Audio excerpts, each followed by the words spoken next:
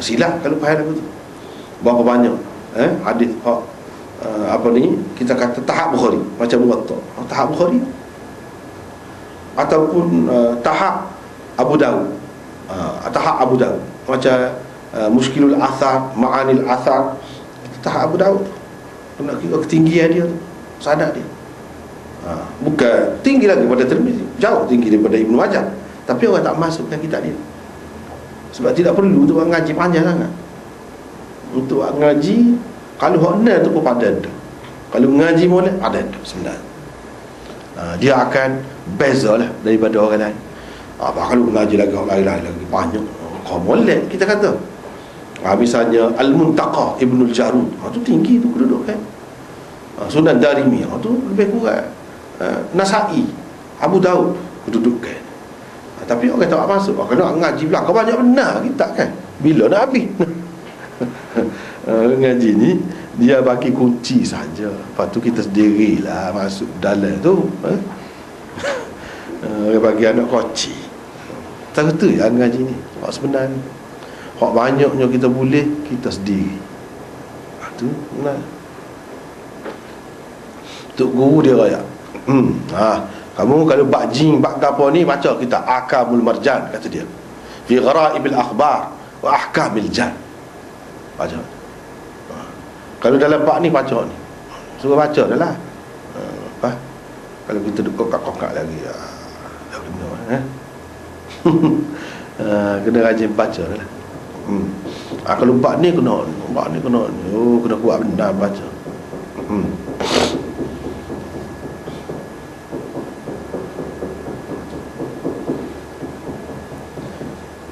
Syekh Ibrahim Al-Baijuri berkata, dia menasihati pelajar-pelajar kena ngaji Sunan Tirmizi ni, kena ngaji. Sebab apa? Kitab ni merangkumi hadis-hadis tentang fiqh dan banyak faedahnya, tentang mazhab-mazhab salaf dan khalaf ada belakang dalam Tirmizi tu. Kitab ini cukup untuk mujtahid dan untuk muqallid, orang yang ikut mana-mana imam pun cukup. Jadi tak perlu kepada kitab lain. Ada ni padat dah.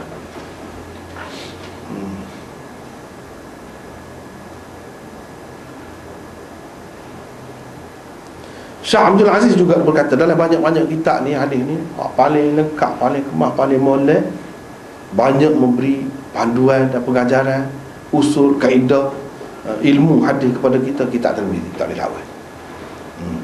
Itulah kitab Tirmizi. Antara ciri-ciri kitab Sunan Tirmizi ini, satu, tertib dia tu molek, tertib dia, dan tidak ada pengulangan. Seperti dalam Bukhari juga banyak hadis dulu. Dia tak tidak bulan, jaranglah kalau ada pun, jarang. Tidak seperti Bukhari. Tapi Bukhari dia ada maksud dia sendiri. Apa dia buat gitu. Yang kedua, dia menyebutkan mazahib fuqaha. Itu kelebihan. Kita boleh tahu, oh mazhab ni gini, mazhab ni gini. Dia ayat. Tidak serupa dengan kitab-kitab hadis yang lain, tak ayat. Ni dia ayat. Jadi kita boleh tahu tentang mazhab-mazhab.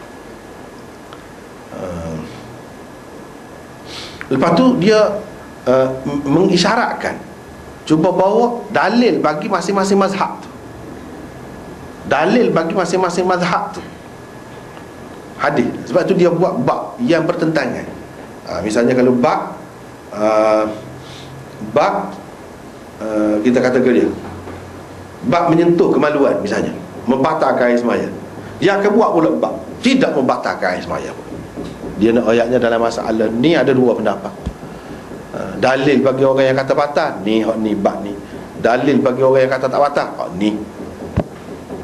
Dia buat bab suku, isyarat. Lepas tu dia ayat mazhab orang ni gini, mazhab orang ni gini. Yang ketiga, kelebihan dia, ni ciri-ciri dia yang tidak ada di dalam kitab lain. Memang comel semua. Boleh. Dia sebut pula kedudukan ataupun taraf hadis tu. Hadis tu sahih ke, hasan ke, dhaif ke, dia sebut. Dia sebut. Jadi kepada kita yang baru kenal hadis ni, molek benar lah. Sebab dia sebut kan, ni sahih, Jadi kita pun apa yang dia kata sahih, kita pun tengok perawi dia tu. Oh ni, jadi perawi-perawi ni perawi-perawi sahih lah bagi Tirmizi ni. Kalau perawi-perawi ni. Lepas tu kalau hasan, kita kena tengoklah sanad dia. Dalam sanad dia tu mesti ada perawi yang bertaraf hasan, walaupun seorang. Kalau tidak semua ada. Jadi kita kena kenal. Dia banyak bagi panduan kepada kita. Gharib ke, mu'allal ke, hadis itu dia royak.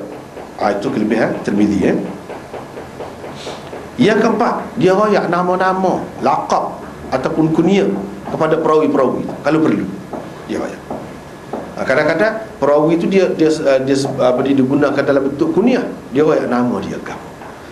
Sebab boleh jadi berkongsi kunyah. Orang ingat kau orang ni, dia royak sini dalam hadis ni. Pakai kunyah ni orang yang bernama sekian-sekian, bukan orang tu. Dia royak. Takut kita keliru. Tu kelebihan dia. Tak ada lain. Tak ada lain. Lepas tu ada kalanya dia bincang pula tentang perawi-perawi tu. Dia royak orang ni kata ingatan dia tak kuat. Orang ni dia kitab dia tak ada. Kitab dia hilang, terbakar, kongkak pokok misalnya kita kata hilang. Mula di peringkat awal dia meriwayatkan hadis berdasarkan kitab. Waktu molek. Pada tu kitab dia ni hilang.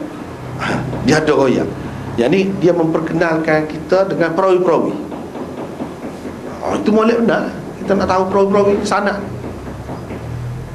Melalui dia. Dan dia tu orang besar kan? Orang besar.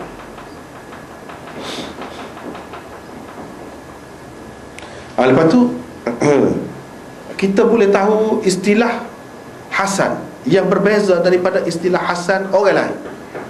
Istilah hasan hak biasa orang ramai-ramai ni pakai lagu lain maksud dia. Imam Tirmizi dalam kitab dia pakai hasan dengan makna lagu lain. Sebenarnya hadis dhaif pun apabila turuk dia tu mutaaddidah, maka dikira hasan juga bagi Tirmizi. Jadi hasan Imam Tirmizi ni lebih rendah lah kedudukannya daripada hasan orang-orang lain. Kita boleh tahu. Yang ni hasan dia boleh berkumpul sekali dengan gharib, dengan dhaif boleh. Kalau kita tengok dari satu sudut kita kata dhaif. Kalau kita tengok dari sudut yang lain hasan. Tapi hasan tu maksudnya hasan li ghairi. Hasan li ghairi. Lepas tu ada kalanya Imam Tirmizi dia sebut sahih, hasan, gharib. Tiga. Mana so? Itu dia isyarat kepada dia. Dia isyarat kepada turuk dia. Setengah-setengah jalan saluran riwayat tu bertaraf sahih. Setengahnya bertaraf hasan. Setengahnya bertaraf dhaif, gharib. Itu isyaratnya.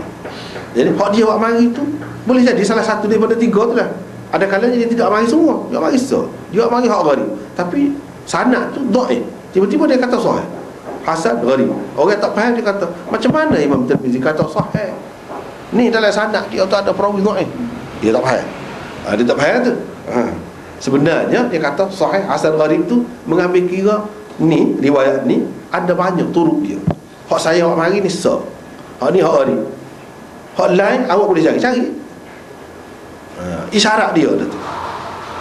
Kalau kita cari kita akan jumpa lah sanadnya yang sahih dan sanadnya yang hasan. Begitu.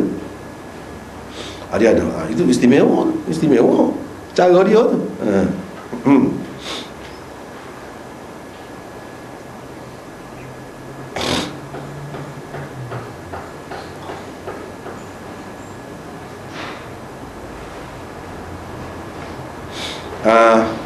Mengikut setengah-setengah ulama, Syekh Muhammad bin Tahir Al-Maqdisi, dia kata Abu Ismail Abdullah bin Muhammad Al-Ansari berkata, bila dia duduk kecek tu, dia kata bagi saya kitab Tirmizi ni lebih banyak faedah daripada kitab-kitab lain. Kitab-kitab hadis yang lain, hak ni lebih banyak faedah dia, terutama kepada orang-orang yang baru nak berkenalan dengan hadis. Macam Bukhari gapo tu dia kena untuk orang alim sebenarnya. Yang melaut ilmu dia tu baru boleh mengikut dia. Tetapi kitab Abu Isa kata dia, yang ni Imam Tirmizi lah, boleh dimunafaat oleh semua lapisan orang. Berbeza dengan Bukhari. Tirmizi dia rendah cara dia.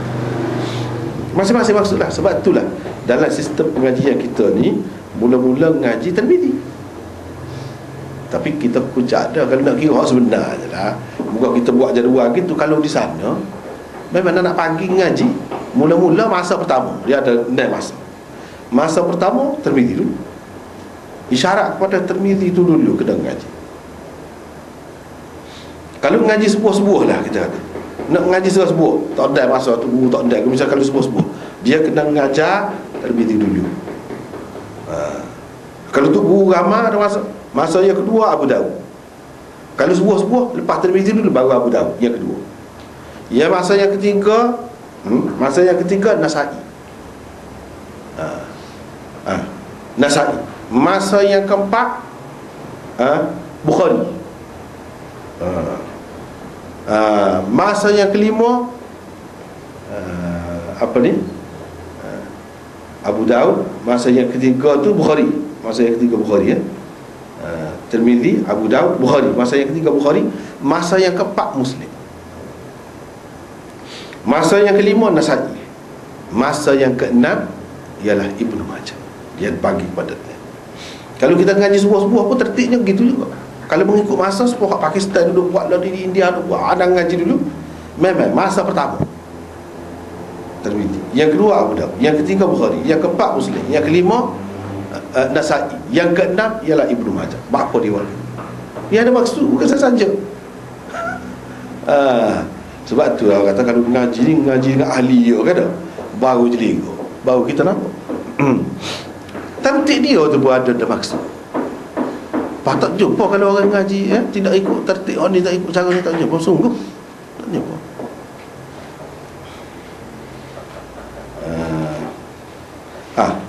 Tirmizi apa? Dia dari segi fiqhnya kita nak kenal mazhab dulu. Dalam Tirmizi ada. Kenal mazhab. Mazhab ni, orang ni berpendapat gini, orang ni berpendapat gini. Hadis dia nya. Imam Abu Daud masa kedua, dia nak royak dalil masing-masing mazhab tu. Selepas kita tahu mazhab, kita nak tahu dalil dia. Mana dalil? Abu Daud. Yang ketiga, masa ketiga Bukhari. Bukhari tu mengajar kita cara nak istinbat. Jadi ulama-ulama yang buat ada fiqh, ada mazhab dia faham lagu mah. No, hadis tu. Siapa jadi berbeza-beza. Orang ni faham gini, orang ni faham gini. Cara nak faham, cara nak simpulkan daripada hadis, kena belajar dengan Bukhari. Lepas tu hadis tu pula hadis sahih, tinggi kedudukan. Kena utamakan hak tinggi kedudukannya. Kalau sama sahih pun